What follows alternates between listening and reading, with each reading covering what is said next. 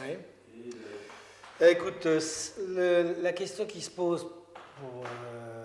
quand il s'agit de faire une exposition avec les œuvres de Daniel, mais aussi avec d'autres artistes, pour moi, c'est à la fois de mettre, je dirais, en valeur formelle et signifiante l'œuvre, de pouvoir trouver des mises en relation d'une œuvre à l'autre, par exemple d'une sculpture à l'autre, des fois les relations possibles entre des œuvres en volume et des œuvres en plan, c'est-à-dire dessin et sculpture, mais aussi de trouver un équilibre dans une œuvre qui est très variée, qui a des formes, qui prend des formes extrêmement diverses, et d'être capable, en quelque sorte, de permettre à ces formes diverses dans lesquelles s'incarne l'œuvre d'un artiste, à la fois de converser, mais d'exister, c'est-à-dire de ne pas se parasiter les unes et les autres. C'est peut-être la première question qui se pose pour moi. C'est vrai que quand monter une exposition, présenter une œuvre, c'est d'une certaine façon en présenter un certain regard, une vision, peut-être même une certaine lecture. Donc un autre commissaire ou un autre critique d'art aurait peut-être pris des choix autres que les miens. C'est important parce que ça montre qu'il y a une autonomie de l'œuvre, il y a une existence propre de l'œuvre, mais que l'œuvre peut connaître de multiples éclairages. Et donc ce qui m'intéresse moi, c'est de faire en sorte que mon éclairage soit à la fois extrêmement pertinent, des fois percutant, je dirais, mais que dans je dirais dans ce parti pris, l'œuvre existe au plus fort d'elle-même et au plus fort de ses potentialités qui des fois ne sont pas forcément réductibles à mon commentaire ou à ma lecture de l'œuvre. Ce qui fait la richesse d'une œuvre, c'est une vérité peut-être assez générale, mais ça me semble important. Par exemple, ici, il y a plusieurs salles, dans cette exposition précise, qui est une exposition, en tout cas à mes yeux, importante pour l'œuvre de Daniel, parce qu'elle présente un parcours sur à peu près une dizaine d'années environ. Les œuvres les plus anciennes sont autour de 95, donc on a 13 années de parcours, avec une partie dessin et un ensemble de sculptures de périodes et de natures différentes, des sculptures faites avec du papier mâché, des sculptures qui renvoient, qui sont à la lisière d'une pratique assez, je dirais, d'une forme plus, entre guillemets, traditionnelle, avec l'utilisation du socle, le rapport entre la forme et le socle, telle la sculpture qui est juste à nos côtés, là à droite, et qui est à la fois un rapport de forme, et puis qui d'un seul coup fait figure, c'est-à-dire que cette forme ouverte peut devenir une gueule, une bouche, peut-être une langue, même si elle n'est jamais que ça, et même si elle ne se réduit pas à cette image d'une bouche. Mais en même temps, c'est aussi, je dirais, une forme concave, posée sur un socle ou sur un parallépipède coloré, ce qui fait que d'ailleurs, d'un certain point de vue, par rapport à la tradition de la sculpture, le socle n'est pas neutre, là, il est pris en charge en tant que forme, parallépipède, et aussi chromatiquement. Et dans la salle où on est, par exemple, j'ai essayé de regrouper des œuvres de nature différentes. Cette sculpture qui n'a pas de titre avec cette pièce, avec ce socle. 2 pièces en papier mâché, 2 sculptures en papier mâché et un ensemble de dessins qui, eux, sont tous de la même série, que Daniel Milhaud appelle, même s'il ne les titre pas comme ça, les footballeurs, et qui m'intéresse beaucoup parce que c'est, par exemple, là-dedans que le jeu entre ce qui s'appellerait ce qu'on pourrait dire le négatif et le positif d'une forme se déploie au plus fort. Et ce passage, je dirais, d'un élément qui est identifiable à un élément qui est presque quasi formel, quasi abstrait, est constant. C'est-à-dire qu'on est toujours à ce point de retournement qui fait qu'on passe de la forme à la figure, ou inversement. Dans certains des dessins, par exemple, la réserve, ce qui sera le fond, fait figure, et prend figure d'un pied ou d'un membre, et en même temps, le contour fait aussi figure. Donc du coup, il y a sans arrêt une sorte de balancement, de déséquilibre recherché entre ce qui est, je dirais, le creux ou le plein de la forme. Pour ça. Et bien évidemment aussi, j'ai été amené à essayer de trouver des espaces qui permettent à des ensembles assez cohérents d'exister en tant que tels. Ce qui fait que je pense que pour les pièces qui font appel au néon, qui sont très importantes parce qu'il y a des éléments d'écriture, des éléments de couleur qui non seulement c'est non seulement le matériau qui est coloré, mais il irradie dans l'espace cette couleur. J'ai fait pour cette exposition le choix de présenter un ensemble de pièces néon, de sculptures en néon, dans une même salle, qui se répondent comme si d'un seul coup se déployaient dans l'espace non seulement des sculptures et des formes, mais y compris des appels, je dirais des clignotements d'œuvres de l'une à l'autre qui nous font, par la lumière et la couleur, traverser l'espace d'une pièce à l'autre. Voilà un parti pris. Et au dernier étage, l'exposition se clôt par la grande pièce qui s'appelle Smoke, qui est elle une pièce très importante parce qu'elle renvoie à la fois à l'utilisation du néon, mais aussi à cet art qu'a Daniel d'intégrer différents éléments de culture, je dirais, de ce qu'on appelle de culture de l'avant-garde, de l'histoire de l'art, mais aussi de culture populaire. Je pense en particulier aux sculptures mortuaires des traditions populaires mexicaines, les sculptures en sucre, et cette tradition du syncrétisme mexicain qui se transforme là en une sorte, je dirais, d'autoportrait, de constellation miliaudienne, on pourrait dire, pour utiliser un barbarisme, qui constitue à la fois un espace plan et un espace en volume. Et je pense là que dans cette grande salle, où il y a en même temps deux formes qui sont des sortes de formes un peu en forme d'ailes qui évoquent des oiseaux ou des têtes devenant oiseaux, j'ai par exemple délibérément choisi de les présenter dans un espace très épuré, où d'un seul coup le mur devient comme un espace de ciel, comme un ciel blanc de l'art, dans lequel se détachent deux figures qui peuvent être à la fois figures animales et figures humaines. Si on regarde pour les dessins, par exemple en bas, j'ai souvent regroupé les dessins par famille. Soit par famille, il y a des dessins tout récents que je trouve très saisissants, très forts,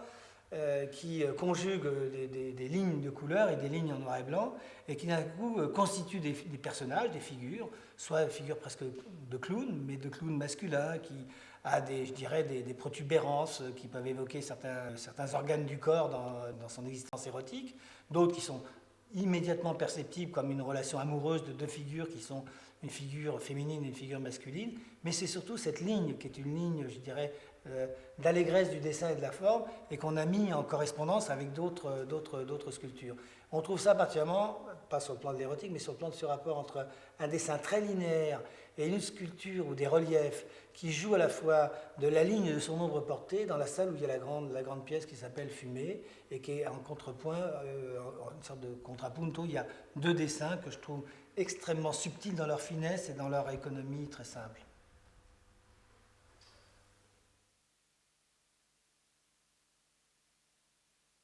Dans la sculpture de Daniel, depuis très longtemps, il y a une grande dimension de ce qu'on appellerait le dessin dans l'espace, du linéaire. Et là, il reprend une tradition importante qui s'est développée depuis González jusqu'à Calder. Les personnages de cirque, par exemple, de Calder, ne sont pas sans évoquer, ne sont pas sans me rappeler à aujourd'hui, ou plutôt les sculptures de Daniel peuvent m'évoquer par certains aspects certaines choses de Calder, de Gargalo ou de González. Je pense il y a le relief comme Fumée, il y a pas mal de pièces dans lesquelles le linéaire est à la fois dessin et en même temps découpe une forme dans l'espace et joue avec son ombre portée. Il y a une sorte de dessin-relief qui s'appelle Désir, où tout se donne entre, je dirais, la forme peinte et dessinée et l'ombre portée de cette forme, qui vient en quelque sorte à la fois dédoubler mais troubler le dessin d'origine. On pourrait dire d'un certain point de vue que le néon est dans cette continuité, parce que le néon prend en charge ici une dimension linéaire, descriptive, nominative de la sculpture. Il est employé pour mettre en forme des mots, hein, flux, you, maybe, et quelques autres. Sa qualité, c'est à la fois, en quelque sorte, de permettre à l'écriture d'envahir l'espace par sa luminosité, en quelque sorte par son rayonnement, par son auréole. Je ne voudrais pas prendre des termes christiques, mais sa diffusion en quelque sorte. Comme on pourrait parler de l'expansion de la couleur sur un papier poreux, on pourrait parler de l'expansion du trait par la lumière du néon, qui donne en même temps cette possibilité de diffusion dans l'espace, mais qui en même temps affirme l'écriture, à la fois comme un signe, comme un mot, mais aussi comme une forme et comme un dessin. Et donc on est dans un jeu, j'aime bien employer le terme de musique, allegro vivace, d'un trait qui d'un seul coup s'incarne en un mot et qui va redevenir une forme dans l'espace, qui va lui-même irradier de sa couleur lumineuse, puisque les néons de Daniel sont souvent des néons de différentes couleurs, et des fois de plusieurs couleurs dans une même sculpture, qui viennent en quelque sorte s'imbriquer, se mélanger, se côtoyer, se superposer les unes aux autres. Une des constantes, peut-être, particulièrement dans le dessin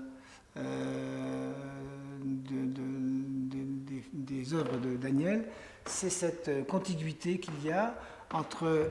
un linéaire abstrait, presque abstrait,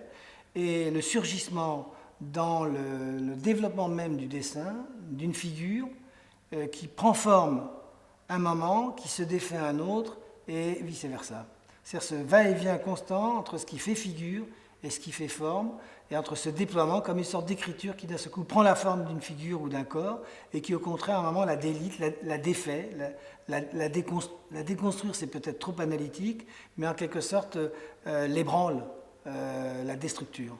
Ici je pense que ça lui permet en quelque sorte de jouer une ligne de partition qui serait entre le moment où émerge une figure et au moment où elle se dissout dans le libre jeu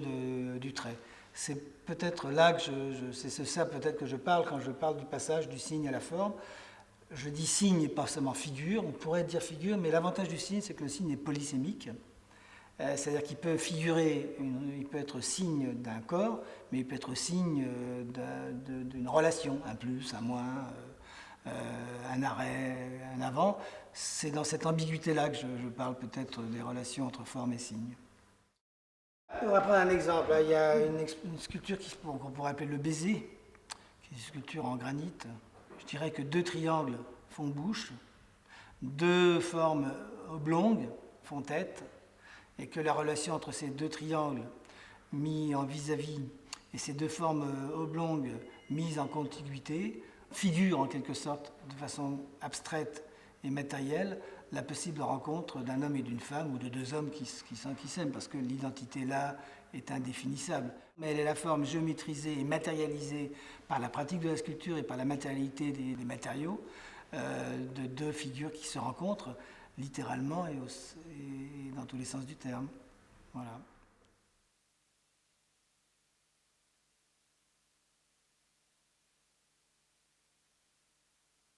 Beaucoup de ces dessins nous proposent des formes qui sont à la fois des formes, je dirais, qui s'ouvrent, qui s'entr'ouvrent, qui sont offertes, qui sont pénétrées, au contraire des formes qui pénètrent, qui traversent, qui déchirent. Et on sait bien que, je dirais, dans l'érotique, je dirais, l'intensité du désir et l'intensité du regard ne connaît pas de normes morales, ne connaît pas de limites à la constitution, à sa mise en forme ou à la traversée, la déformation, la défloration des formes données. Il y a une œuvre qui s'appelle Le Puits, qui est aussi bien un puits qu'un pubis, qu'un sexe, et sans être ni l'un ni l'autre. Et c'est cette érotique-là qui, à mon avis, est très puissante et très forte et très stimulante, pour tout regard d'ailleurs, et pour tout spectateur attentif, parce qu'elle n'est pas dans l'immédiateté, dans cette sorte de platitude de la chose représentée, mais au contraire dans la potentialité, je dirais, de la forme arrêtée à un état donné de son mouvement.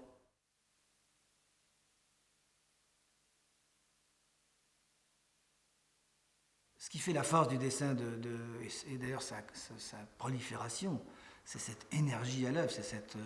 cette impulsion, ce désir constant qui n'en finit pas d'une feuille à l'autre, qui porte ce regard, et qui fouille, qui défait, qui creuse, qui investigue, et qui n'en finit pas, je dirais, de retourner, comme des fois on retourne le corps désiré pour mieux le connaître, mieux le toucher, mieux le humer, mieux le pénétrer. Et je dirais que cette façon d'aller, sans jamais